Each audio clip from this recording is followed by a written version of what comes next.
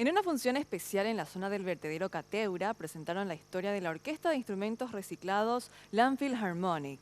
Este documental cuenta principalmente la historia de esfuerzo y logros de los niños, niñas y adolescentes que tuvieron la oportunidad de superarse a través de la música.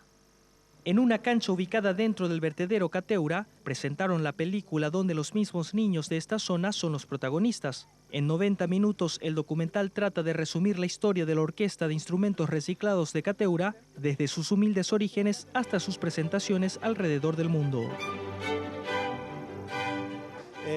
Para nosotros realmente vernos en pantalla gigante es como una sensación un poco extraña, ¿verdad? Porque si bien vivimos todos los momentos que se muestran en la película, a veces no hemos tenido el suficiente tiempo para analizar o para saber todo lo que eso significa, ¿verdad? Entonces realmente es muy emotivo, nos llega al alma, nos llega al corazón y ojalá que a las personas también, porque así como fue nuestra historia, puede haber sido la historia de cualquier paraguayo de bien que se esfuerza también en este país para quitar adelante nuestro querido Paraguay. Los integrantes de la orquesta señalaron que el material presentado les fortalece como grupo y que sueñan con que otros jóvenes y niños de la comunidad también se interesen en la música.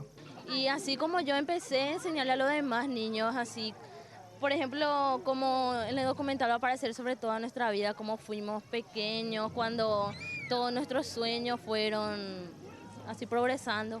Para que se interesen en la música y para que no caigan en muchos otros vicios y que puedan proyectarse más al arte y la cultura en Paraguay. Luego de un gran esfuerzo de producción que llevó una inversión de más de $1 millón, el documental estará disponible comercialmente desde el jueves en nuestro país.